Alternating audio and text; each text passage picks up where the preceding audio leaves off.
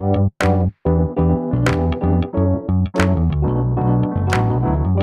by Riverside.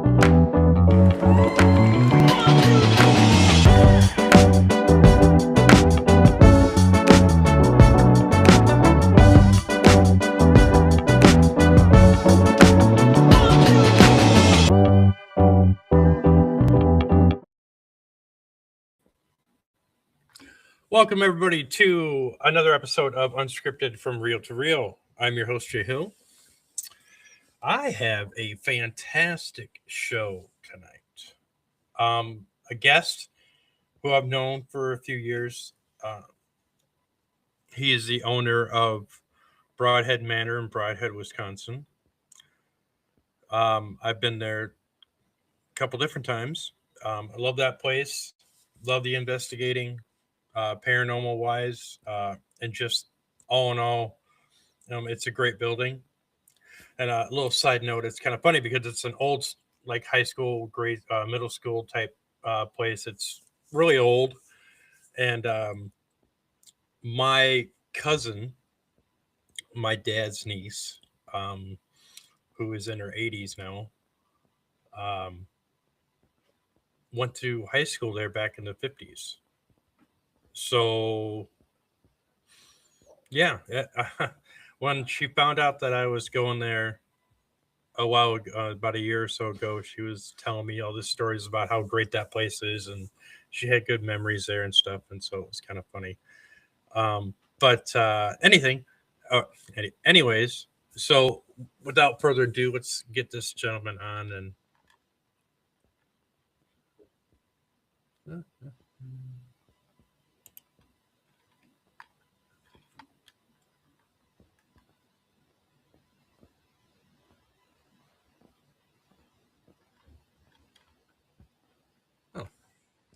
I somehow lost my guest.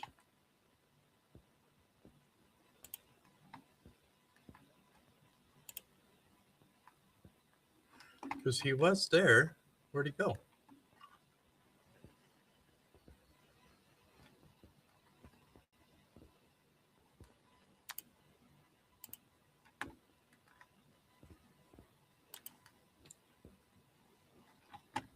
That There he is.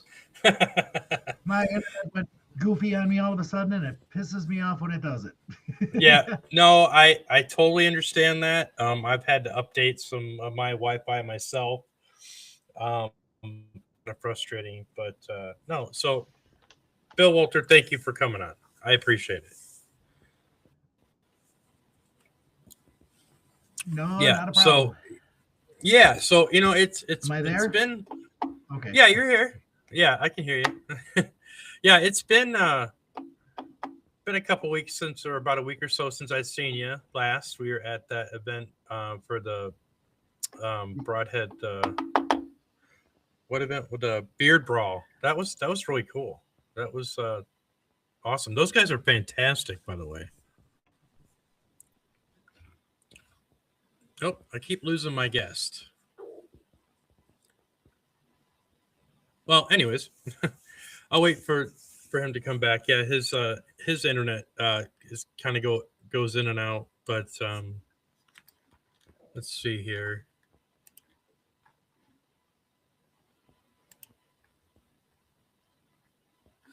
So yeah, anyways, with Broadhead Manor, and they had last week, I was saying that they had this event, the Beard Brawl, and these guys were fantastic, and yeah, they were great hosts. And I was on one of the guys that was there. I was on his show not too long ago, and yeah, so they're just really cool to talk to. Let's see. Okay, Bill's back, so let's get him back on. I'll let him in.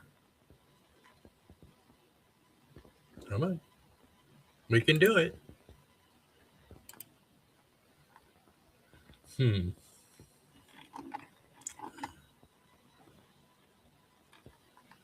All right, so I don't know why this is happening.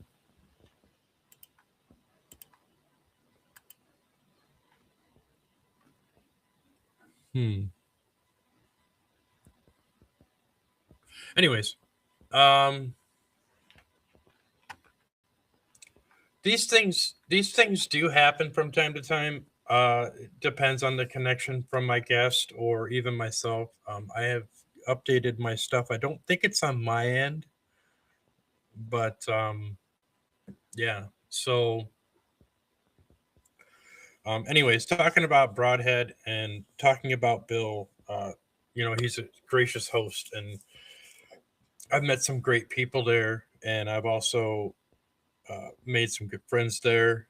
I was there a couple weeks ago and rekindled some relationships that I've had there previously, and it was just really good. Did an investigations a while back, and that was a pretty cool experience myself. I was with Jesse Hawthorne. So yeah, it's just it's a place that people really want to be able to connect with. I mean, with spirits, because the spirits there are fantastic, and it's got such great history.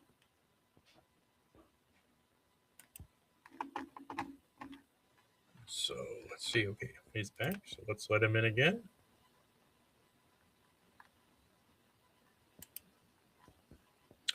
Yeah. All right. So.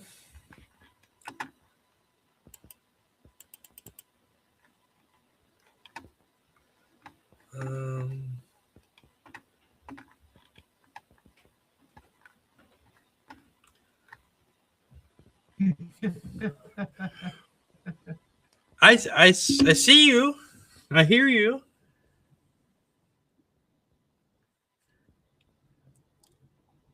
We'll try this again. Yeah. Do you usually have issues with your internet? No, I never have issues with my internet. Huh. That's but it's weird. telling it when it drops down, it tells me that I have a VPN firewall that's not letting me connect to your Riverside chat studio or whatever it is. Yeah. And then I disappear. Oh. Right Okay. now it's saying I got full everything. So let's run with this. Okay, we'll run with it. All right. Here we go.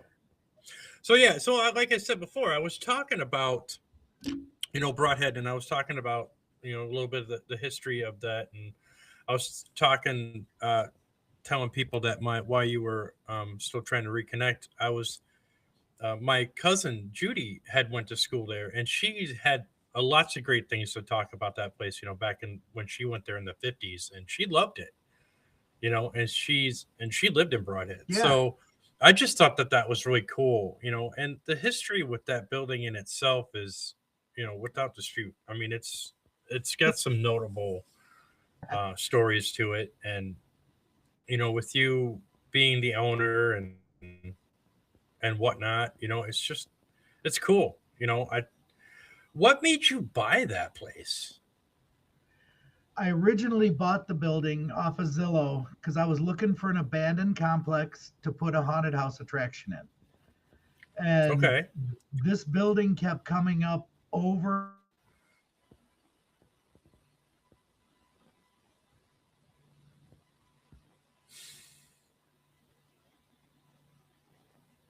me. I'm gonna. Looks like I'm gonna bop out again, and I hope not. But yeah.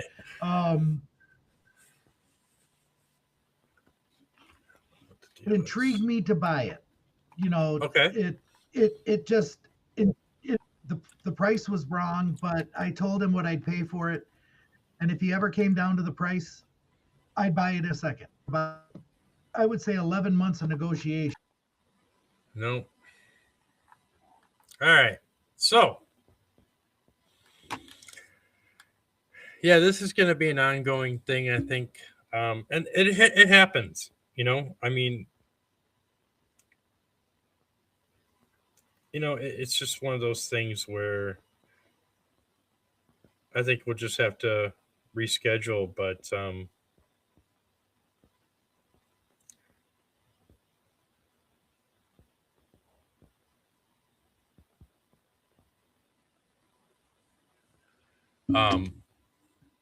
yeah, I mean, with the Riverside, has a kind of a somewhat of a strict rule of certain things with connecting, especially if you've got a VPN. It doesn't like that. So it's just, it is what it is. But we can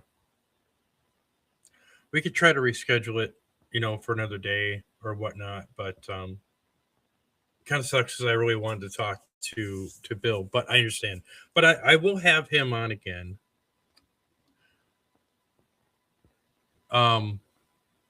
Yeah, he's got some issues on his end too. I mean, with that, and it's messing up his TV too. So evidently, it just wasn't meant to be tonight. That's fine. I'll have him on again. But I want to let people know that people that are watching, I want them to understand that this doesn't happen all the time. He's gonna try one more time here. Let's see if he's gonna try one more thing. So I'll give him some time. But I wanted to talk a little bit about the fundraiser that I got going on for my documentary film company that I'm trying to establish for the fees for the LLC and the traveling and the equipment and whatnot. I want to eventually hire personnel. I want to be able to pay for this in a way where I can give back to somewhat of, to the community. I want to be able to tell people, certain stories about, the history of, especially wanting to start out with Gettysburg. And I want to be able to, research that history and tell that story and also, tell somewhat of the paranormal history of it and some of the stories regarding that. And I think that once I get all my ducks in a row and get all the players in play, I think that, I really have this good feeling that I'll be able to come up with something that people are going to want to watch. I have that on my Facebook page. I have the link. If anybody feels like donating or giving to this project or this cause, I would really appreciate it. It's been up for a while. Like I said before in other posts, sometimes these things, it takes a while to raise that kind of money. It takes a while for people to believe in certain things. I believe in this. There's other people out there that think I'm kind of like being a fool and whatnot, and that it's never going to happen. But I'm on the side of I'm optimistic, and I'm hopeful that I'm able to do what I want to do with this project.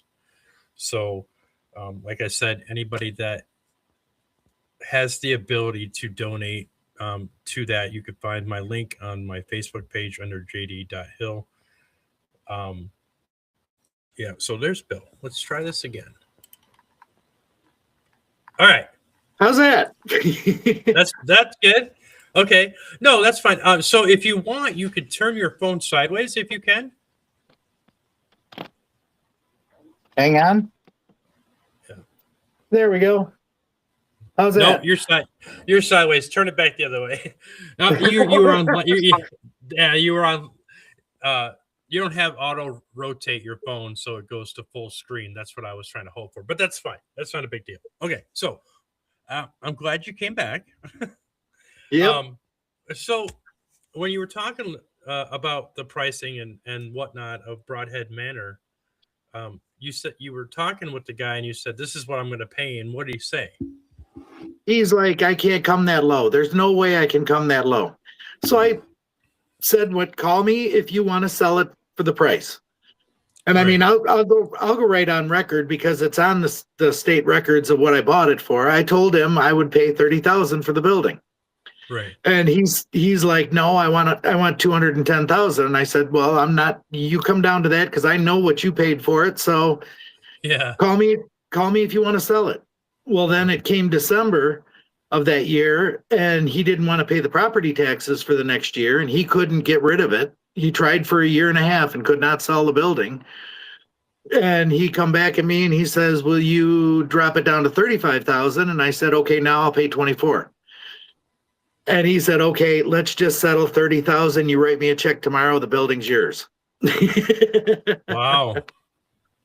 So I bought the whole thing. It was an absolute nightmare when I bought it. It took us 6 months to get it cleaned out just for the first floor to do the haunted house. Right. But we opened the haunted house and we had the perfect scenario where we had 35 people come through, 3,500 people come through the first year. Oh, wow. So we could not argue with that whatsoever. We reinvested the money back into it the next year and pretty much cleaned out another floor and made the haunt bigger and better. Mm-hmm. And we had 4,000 people come through the next year. And word of mouth started spreading. And then our business partners in the haunt industry, she passed away during the last week of the haunted house season. Right. So when she passed away, her boyfriend basically just gave up on it and said, I don't want to do the haunt anymore. It's too many memories. You guys take it over and run with it. Wow. Ron and I opened for 2 more years with things happening throughout the building that we could not explain. And I really wasn't going to go. I wasn't going to go there. You know, Right. I'm a skeptic. Things happen for a reason. Let's debunk it. Let's figure it out. Right. Well, when you're the only person in a building and you're standing on a scaffolding that rolls and you hear footsteps run down the hall and something hits it like a football player and knocks you 2 feet down the hallway, that's just way too much for me. Right. You know what I mean? It's just too much. So then I'm like, okay, let's call a paranormal team. That's when we invited Expedition Entity to come in, Dan Norville and Larry Eisler. They came in, and before they left, they told me, you're sitting on a paranormal gold mine. And I'm like, what do you mean you're sitting on a paranormal gold mine? They said, do you want to get money to restore the building? And I said, well, that's what we need, because I'm not a millionaire. I'm living on a retirement salary. I figured, what the hell? Let's do this. Mm-hmm. So Dan and I sat down and he basically set up everything for me. Everything was running great. And he pretty much set all the pricing for me. Right. So once everything started running, we booked out our first year like every weekend. Right. And then COVID hit that year, that March. Right. And I'm like, well, shit, we can't do the haunted house. Greene County shut us down. So let's run with the paranormal and see where it takes us. And we just did 8-hour investigations for the first time, 8 and 10-hour investigations. Right. So everything was going great. That first year, paranormal groups were still coming in. They wanted the out from the COVID thing. You know, they're private. We could do the paranormal stuff, but we couldn't do a haunted house. Right. So, because you have your groups are only 6 to 8, 10 people. You know, we didn't do major events. We didn't do anything like that.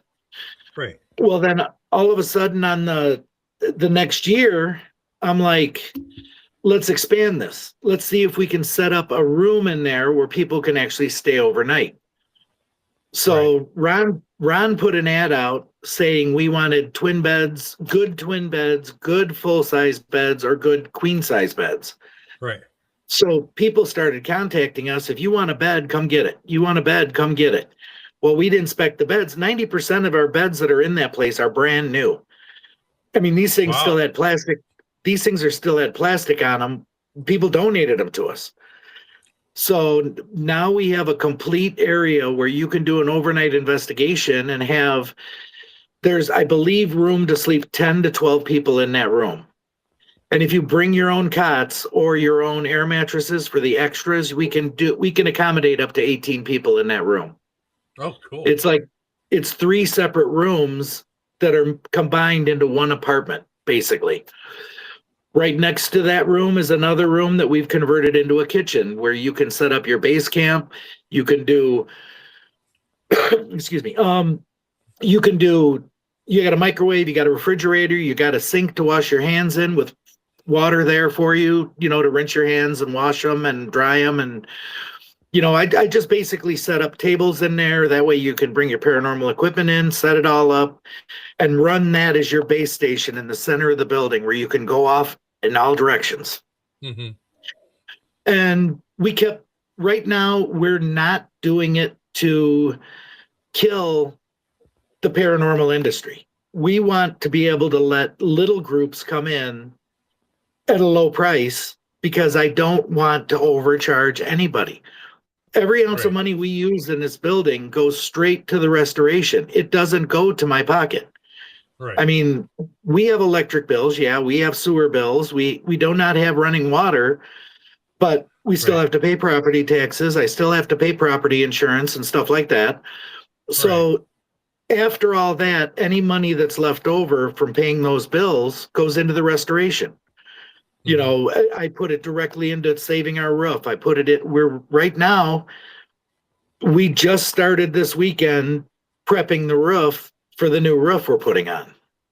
Yeah, I heard you talking about that.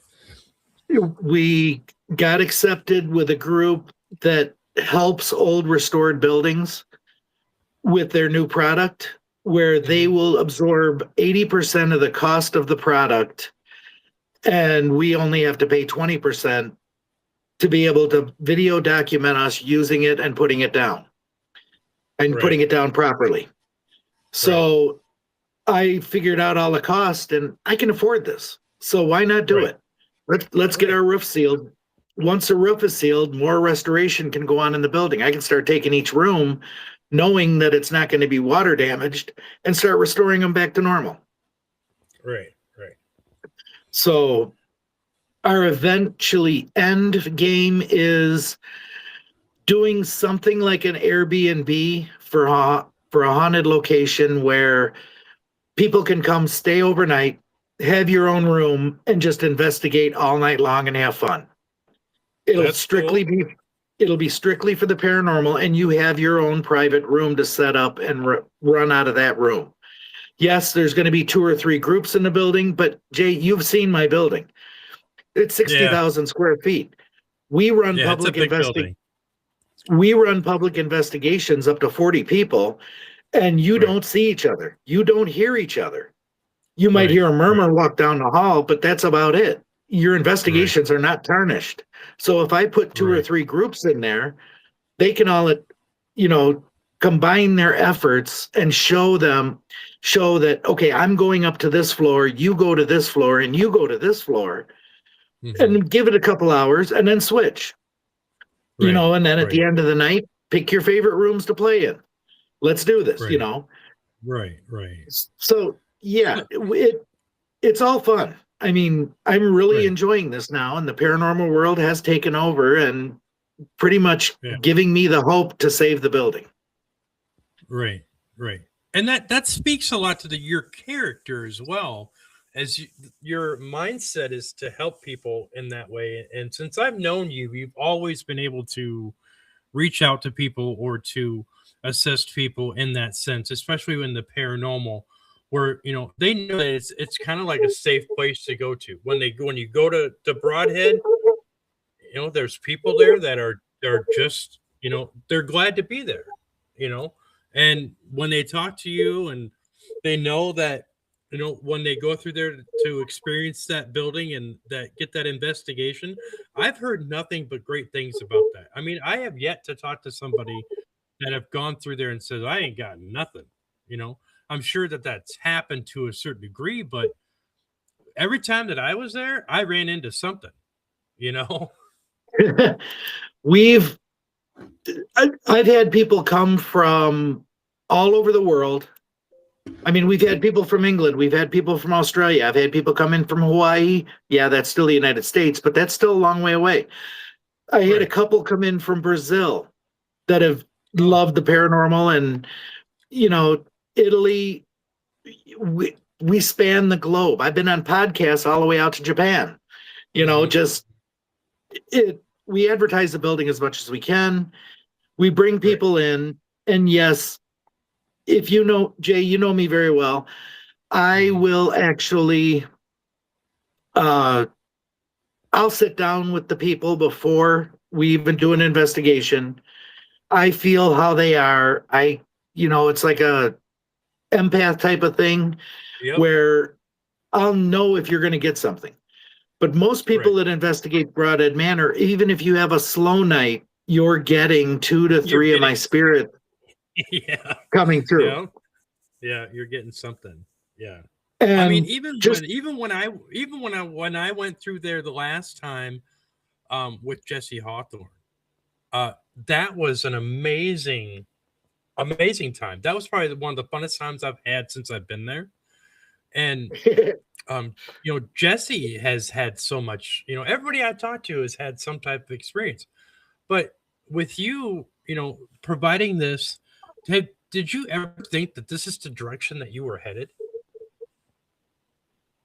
I didn't think it was going to go this way. It just happened.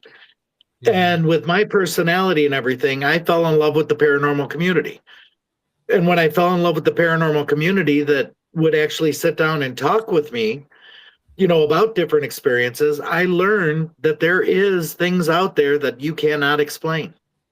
Right. Like look at Nathaniel Elwell. I called him up last year and I invited him to Paranormal Rockdown, and I said, look, I want you to debunk my building. Try your hardest, try your damnedest, and tell me what you experience.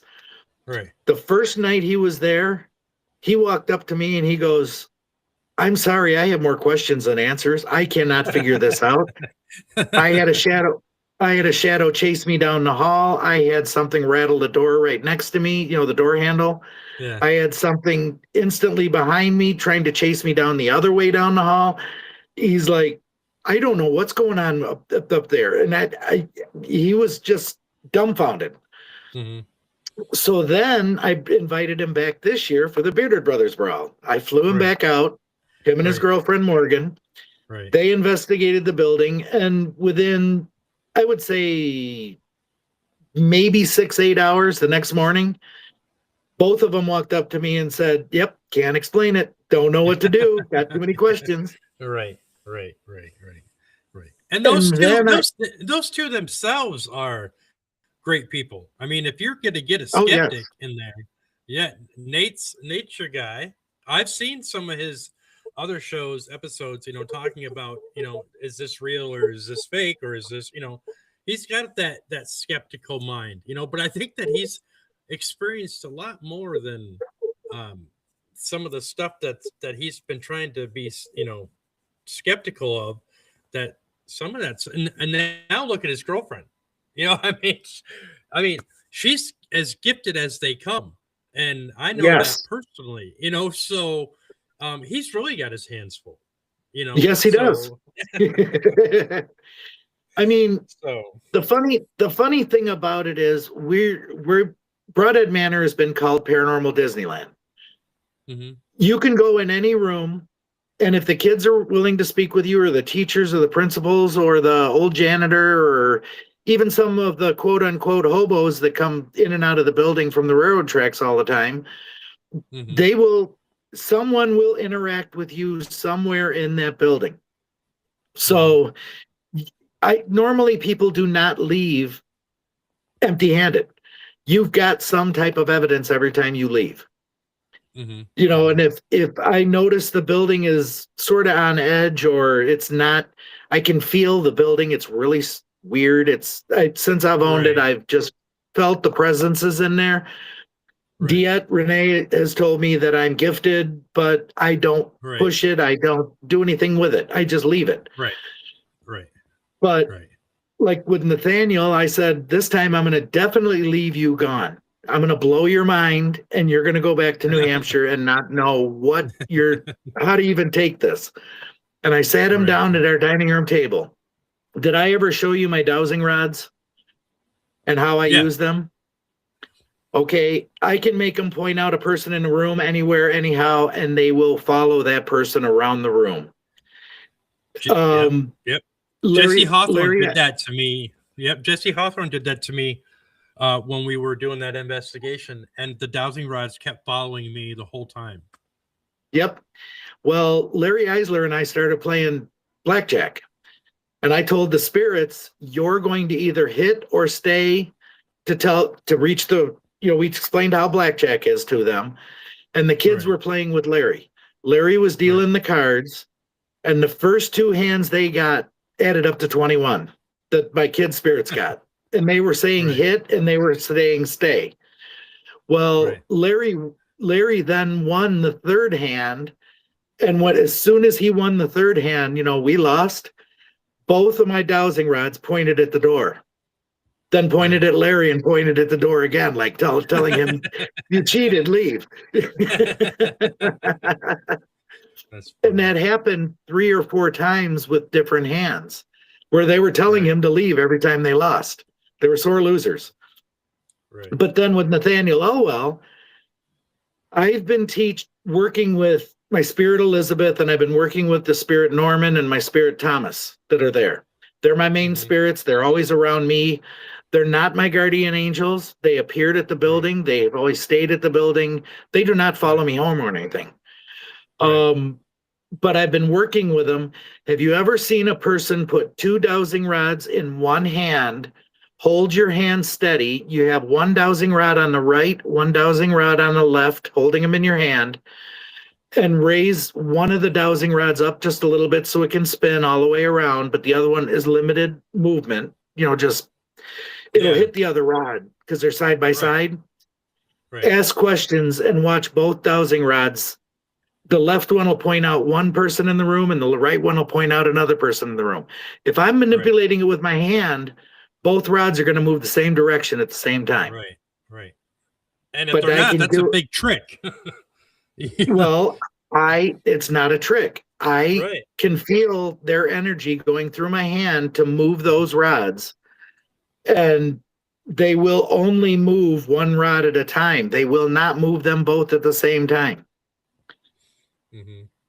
It'll blow your mind. And then you tell them to bring them back, and they point both rods straight back out. So I was staring Nathaniel square in the eye, holding both dowsing rods, not even looking at my dowsing rods. And I said, point out Morgan with the right rod. And boom, it went to Morgan. I said, point out Nathaniel with the left rod. And it pointed out Nathaniel. I said, now switch. And both rods switched and went 2 different directions. Wow. So that's something that I cannot explain. I've tried. I've tried manipulating the rod myself to see what they would do, and they both go together. They don't go apart from each other. Right. Next time I'm with you, I'll show you how it's done, and it'll blow your mind. Yeah. Well, I had, Nate talked to me about that, so I was familiar with some of that, and it just seems that like when Jesse Hawthorne was using the ones at the investigation, it was just she couldn't explain why that one was following me. Well, later I come to find out what it was, but and that's fine. But there's so many different layers in that building, and it fluctuates. It's almost like, the best way to describe it, it's almost like playing musical chairs. It's like you get one group of spirits in there, and then they say, okay, switch, and then they switch. Because it's that's just weird how that's happened. So let's talk a little bit about some of the stuff in around the building, around the community. What has the, I guess, the people around the community, have they been supportive of this, or have they been not supportive of this? We've been pushed under the table, basically. Really? All all the older people in town, the church-going people and everything like that went to school there. We're Satan's den. We basically we're running a haunted attraction that is run by Satan and da da da da da. You know, it's evil and we're corrupting today's youth and blah blah blah blah with the horror themes and the blood and the guts and the gore. I have went to city council meetings and talked to these people, and they still don't understand. The people that went to school there, that school was never haunted. That da da da da da. You know, we never had experiences like that. They're just doing this for profit. I'll tell you right now, 4 blocks from the building is the janitor that closed the building for the last time in 1996. He's still alive. He's 88 years old. He actually pulled up to me and said, "Thank you for opening everybody's eyes to what's going on in this building," because he said he would go in and unlock the doors in the morning and hear kids running around. They'd be running up and down the halls, talking and giggling and laughing. Right. Well, being a employee of the school, it was his obligation to clear the school before any kid came in. He had to call the police, and they would go to the 3rd floor and work their way down to clear the building. Well, as they're doing that, and they're trying to clear the building, they'd get down to him and say, "There's nobody in this building." But we heard what you heard. We were trying to chase the voices and couldn't find them. And we will never, and the police would say, "This is not going on record, and this is never going to be talked about again." And this happened weekly with the last couple of years of that school. Right.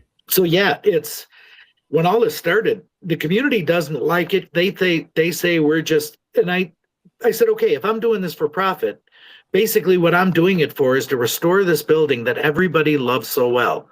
I told them in city council, I said, once a year, we have a community event. We open the back doors to the building and say, come for free tours of your old middle school. I will spend whatever it takes to make pork chop sandwiches all day on the grill for everybody that comes through that door. We get 400 to 500 people from town to come in, have a nice meal, and tour the old school and reminisce.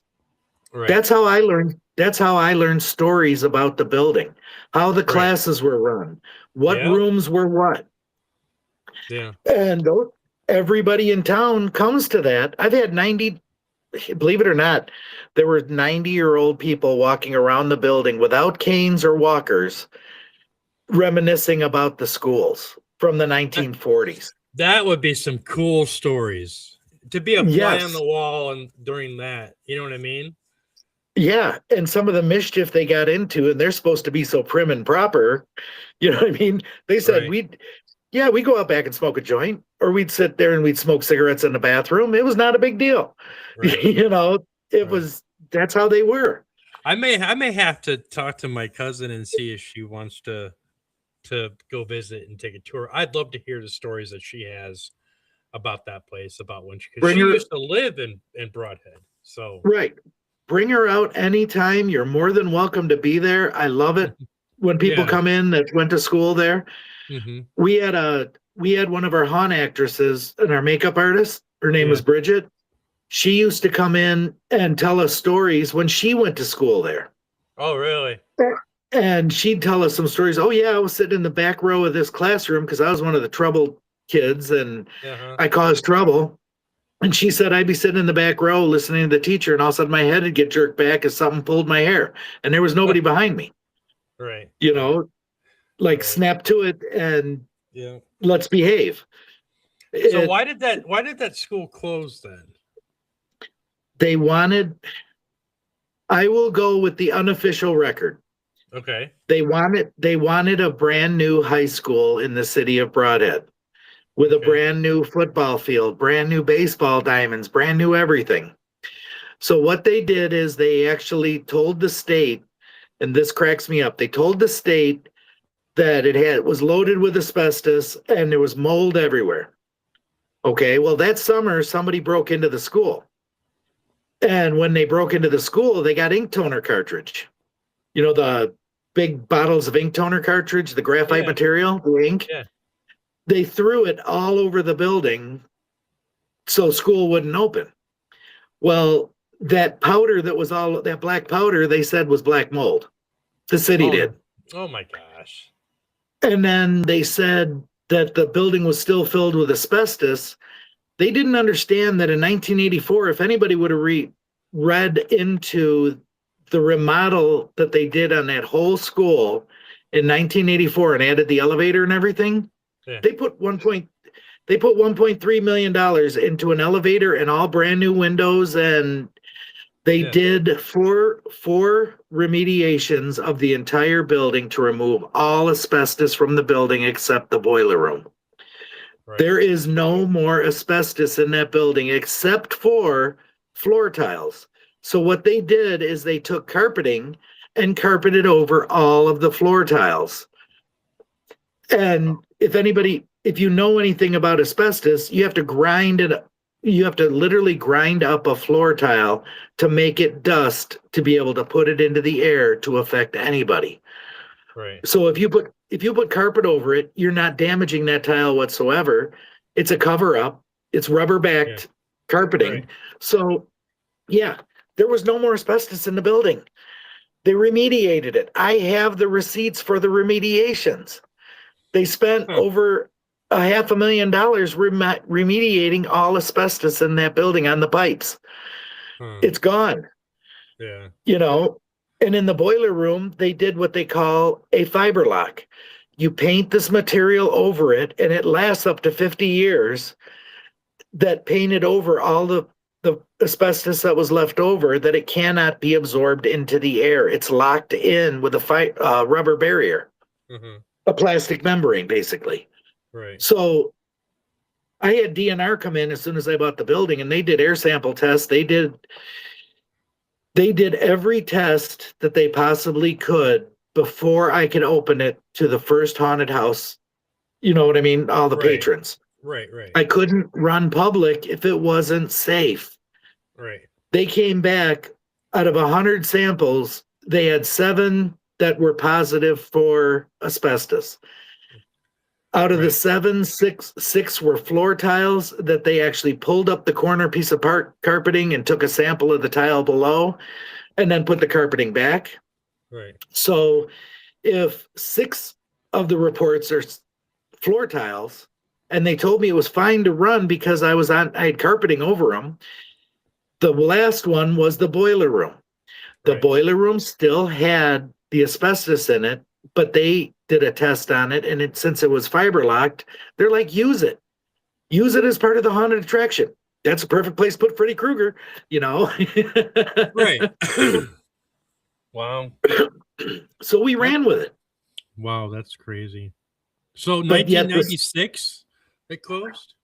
Yes, in 1996 it closed. I bought it in 2016. There was a previous owner, actually 2 previous owners before us, that gutted the entire building and destroyed the walls, destroyed the ceilings, took out all the electric, took out everything that they could find.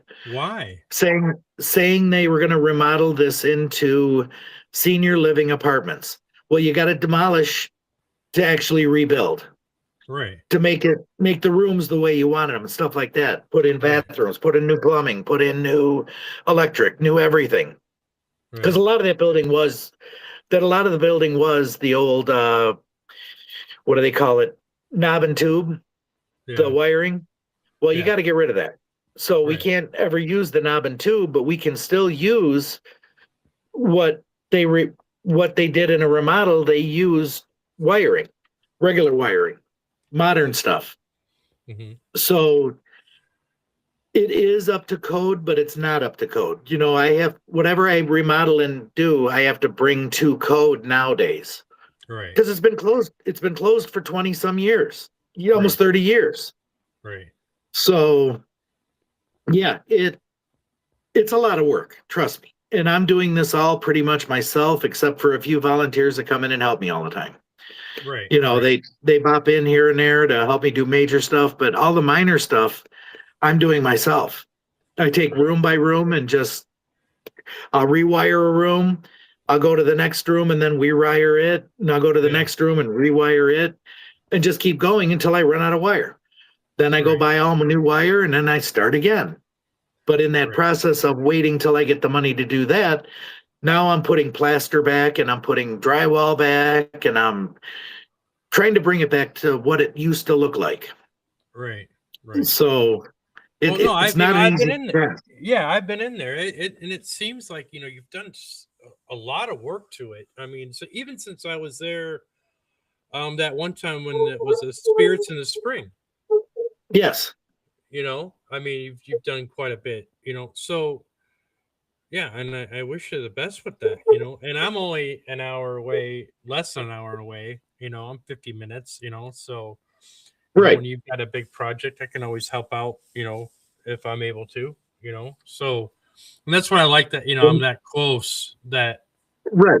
And I know I know you have back issues and stuff like that, but I can give you minor things to do that'll keep you occupied for a whole damn day.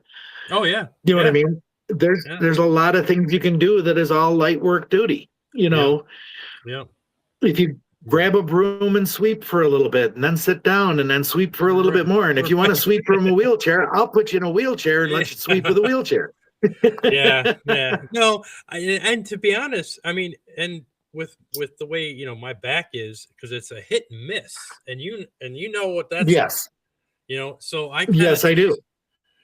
I'm just like, there's some days that I have, I can go a month and be okay, and then all of a sudden I'll wake up one day and I'll be like, my lower back hurts, or my upper back hurts. Yep. And, you know what I mean? So it sucks getting old, but yes, it does. It's what was it last week or so? Yeah, I was in a bad way. I really wanted to investigate that night too, and my back just didn't want to let me. And it was a rough ride home, and that's another thing too. And you know that. I mean, you're driving in a truck, or even me driving in a small car, I can't do the whole 6-hour drive anymore. I can't do the 8-hour drive. I can't, it was rough when I went down to Waverly Hills, from here, because that was a 6.5-hour drive, and I was hating my life, I just got back from Booze on the Battleship. That's in North Carolina. I wondered how you did that. I'm like, that's what I amazed Jamie Lynn, and I amazed Nathan he's one of my tour guides at the building. I amazed them both because they both went with me, and I drove 16 hours straight and didn't stop except for gas. Oh my God. I could not do that. Nope. So when I got there, I was like, okay, I'm getting a motel right now, and I'm going to sleep at 8:00 in the morning, and I'll wake up for their meet and greet at 4:00. Right. I did. I felt great, and I had a great weekend, and then I did the drive all the way back again. Wow. Dedication, I'm telling you. But that, it's like stubbornness. I said, that speaks to your character, and I told you that before. I mean, it's just right. People. When I talk about Broadhead with other people, and they know you, and I mean, like, it's more or less, it's kind of like, it just feels like home for some people. There's a lot of people that talk, great things about it and whatnot. I do have one thing, that if you walk into Broadhead Manor, you treat me very well, with respect and everything. I will treat you with respect. By the time you leave Broadhead Manor your first time, you're usually family. That you're now part of the Broadhead Manor family. There's no drama there. I will not allow drama. I will not allow arguments. I will not allow people to diss each other. If I hear any of that, I will walk you off the property and say, this is not what we represent. Please leave. Right. On the internet, if I hear people talking back and forth, well, we investigate Broadhead Manor this way, and you guys investigate Broadhead Manor this way, and you're both wrong, the way you do it. So if they start arguing back and forth about Broadhead, I said, leave Broadhead out of this. This is your guys' personality, and you guys just suck. Right. And since there is so much, drama and this and that with the paranormal, I know, and this, I've kept my circle very small. I have a very small selected group of people that I connect with and whatnot, and I don't I'll collab with outside sources every once in a while, but I don't invest the way so many other people do. They want to network, and that's great. That's your thing. But I have to keep myself somewhat guarded and protected because there's so much of that negative aspect of the paranormal that I just don't want to be. But I don't he have time said for that. Yeah. basically what it is the he said, she said bullshit of the paranormal world that I cannot fucking stand. Yeah. I don't fucking stand it either. It's just like, oh God, it just gets old, you know? Don't But get me yes, on this tangent. yeah, no, I won't. I've been on that soapbox a couple different times, and I have to kind of watch what I say because I'll go on a tangent. It's I don't care who I piss off. I don't care. You don't have to ever come back to my building. I don't give a flying rat's ass. You know, right. it's plain and simple to me. I own an excellent location, and I try to keep it that way. Mm-hmm. You know, Right. if you're a demon chaser, you have any demon chasers out in your audience, don't come to my building because I'll call bullshit on anything you say. Right. Yeah. Oh yeah. Oh my gosh. Yeah. Don't get me started on that topic. That's yeah.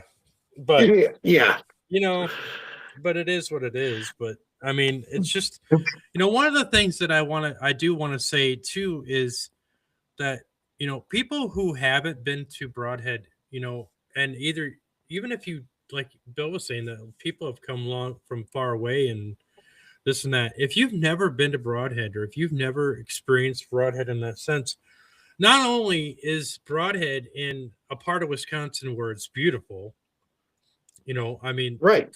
the We got the land and Sugar the River. trees, We've got it's just beautiful.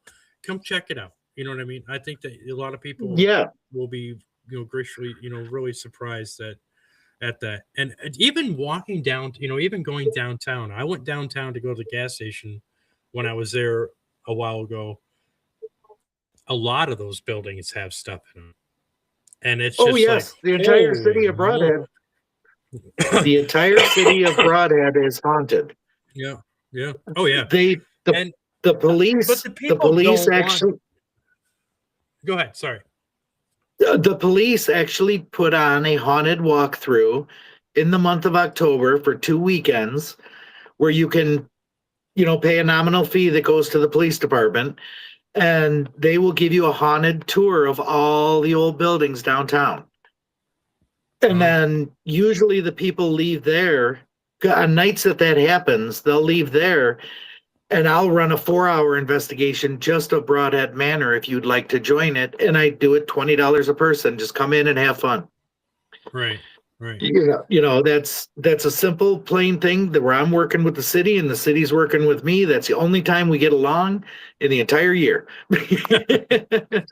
Well, and you mentioned like the police force and the police and that I've always wanted to interview a police officer about the paranormal, because I know that, and even EMTs, I know they got stories, and I know that they've got some. Yes, they do. Yes. But here's the rub with that.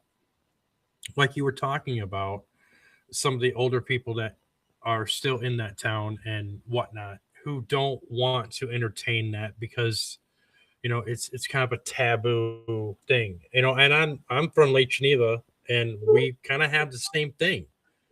I investigated a place in Lake Geneva. I investigated a place, and the lady was selling her the house, and it was actually part of an insane asylum, children's insane asylum hospital way back in the day, and it was empty. And she said, "Yeah, if why we want you to investigate and whatnot and this and that."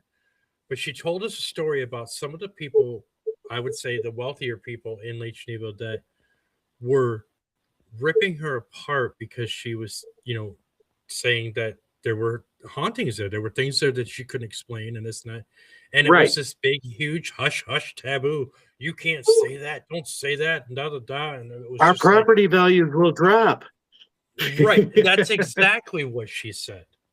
And it's like, the way things are going in the paranormal and this and that, I think that is really not so much of a thing anymore. I don't, Nope. I think that there's still that kind of that stigmata of that, but as of late, I think there's a lot of people being more acceptance of that. You know what I mean? It's being more like it, it's haunted. Okay, it is what it is. There's people Right. that, put on their sign, not haunted, or yes, this is, they disclose that information that a murderer or somebody died in there. Yeah. It's one of those things that I think that the more acceptance that people are going through, you know what I mean? Especially Yeah. in the paranormal. Right. and I see it, but when you were talking about COVID before, that's when we were just starting to investigate. We investigated that house in Geneva. After COVID hit, nobody wanted anything to do with it. Everybody wanted, all the paranormal people couldn't investigate, fear of COVID and all this. So the team that I had started the year before was basically null and void, and because I had started Right. Wisconsin Paranormal Research, and I lost team members. I lost, I investigated a handful of times, and that was about it until the time I just said, I'm done. I went a different direction, but with the way the world is now and inviting the paranormal in, with skeptics and, people who do the research. And I think there's more to that part of the field than people realize. It's not just ghost hunting. You know what I mean? It's not, Right. There's so much more involved in that. Yes, you're trying to. When I tell people to go through my building, I said, now pay attention to the atmospheres of the room. Pay attention to the lighting in the room. Pay attention to, if a car drives by, does its headlights flash across the room? Well, on the third floor, no headlights reach up that high. You might get a little flash, but you don't get much. It stays dark on my third floor. Right. It's way above the road. The road is too close to the building, and it just won't light up like you think it will. I tell them, feel the temperatures in the room. Is there a draft? Yes, some of our windows don't seal right, and we get a draft through there. So you may feel a cold spot, but it could be a draft. Right. Or if you hear a whistling because it's windy outside, it's the windows that are whistling, stuff like that. But now if it's not windy outside, it's an ambient temperature outside where you can stand the temperature. The temperature of the building is the same as outside. And if there's no wind and you get a breeze that runs past you real fast, that's something that's unexplainable. Right. Or if the room suddenly drops 15, 20 degrees, that's it. People around with their floors and their thermal cameras and stuff like that. Oh, the room just dropped 9 degrees, or it dropped 2 degrees. Right.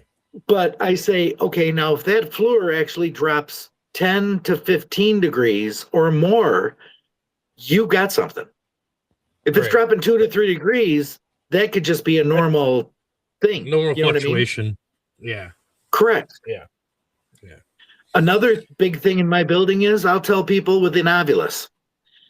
When you go out to different locations with an Ovilus, you walk through the building, and I've already had people tell me this over and over and over and over. We've had over 250 investigations so far. An Ovilus will only usually say maybe max 50 words a night. You know what I mean? 50, maybe whatever. In my tour that I give, when I go through the building, it takes about an hour to an hour and a half when I give this tour. Yep. When you do the first initial tour, I tell people, turn your Ovilus on and leave it on until we're done with the tour, and then count how many words that just came through your Ovilus. They reach up to 400 words just in the first hour and a half. Everybody's chatty Cathy. Yeah.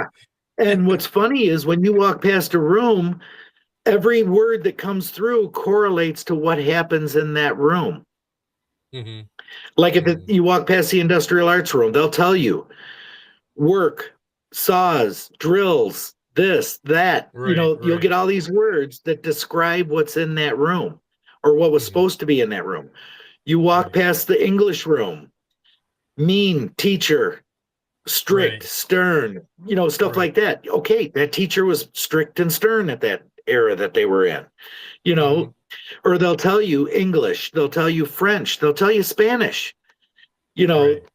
Plus, another thing is, Ovilus is usually programmed in English. When you walk in our boiler room, how come German words keep popping up on the Ovilus? Right. I heard about That's that. that's my spirit John trying to talk in German. Mhm. He's Swiss. Mhm. He's a Swiss immigrant. Right. He Right. how can you be getting German phrases? Right. Unless you have a German translator there, you're not going to know what they're saying. But a lot Right. of people translate it through the AI apps nowadays, and Yeah. they're like, "Holy shit, he's telling us leave. He's telling us stay and talk, or he's telling us all different kinds of things." Right. So different areas in my building will tell you different things. Just listen. Right. Right. I mean, just last night, Ron and I and our friend Paul that was helping me do work all weekend, Ron and Paul were sitting in the hallway getting ready to watch a movie, and they kept hearing kids' laughter. There's nobody else in the building. Right. It's dark. Kids aren't outside playing. Come to find out, in our lobby doll area, we've got that girl on a bike that's animatronic. Okay. Something was setting that off over and over and over, and it's only touch activated. Oh wow. And it kept giggling and laughing, and that thing was rolling around the room. And Ron's just like, "Oh hell no, I'm not going in that room ever again." That's funny. That's funny. And Paul, he's a paranormal investigator, so he's into just sitting there and watching it in dead silence. He's like, all of a sudden, it's like it just turned on and started coming towards him. He's like, that is just freaky. I didn't Yeah. move. I didn't say anything. I didn't do anything. And it just turned itself on and started coming at me. Oh wow. And I'm like, they're just letting you know they're there. Right. Right. I have an electronic magical 8-ball. Remember those old magic 8-balls that you shake them Yep. up and you spin them upside? Well, this is an electronic one. You have to touch it to make it give you an answer, yes or no, or definitely yes or definitely no. Right. Well, or undecidedly so. I'll have that sitting on in the conference room, and I'll be sitting in the new condo area, and I'll hear that thing go, decisively yes.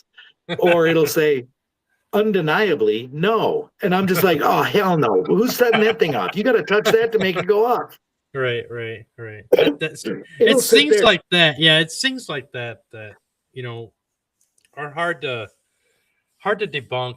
In some aspects. But those are great tools. And the experiences that you've had, experiences that I've had, and people that I know who have had great experiences. Really think highly of that building. They think highly of you. They think of highly of the building. They think of highly of the spirits, and which leads me to, you know, that building itself is something that it's not just an anomaly of of energy. It's something that brings people together, and I'm glad Yes, it that does. I'm able to be a part of that. But actually, we're at my top of my hours, so holy crap! Oh, I'm sorry. That went by fast. No, don't be. It's great. I love talking to you. You've got so much great I love talking to information, you. and so, but if you want really quickly, just let people know, where they can find you and a little bit about the Broadhead and where and whatnot. If you would like to book at Broadhead Manor, we can only be reached by messenger on Facebook. You go to the Broadhead Manor Facebook page. You can actually find my phone number there. You can text me, you can call me, or you can email me through my email address that's on there, or you can just message us direct on the Broadhead Manor page, and I usually get back to you within 10 to 15 minutes. Unless it's a Sunday afternoon, I'm napping. I don't care what people have to say. So Yeah. I'm usually exhausted by Sunday. Right.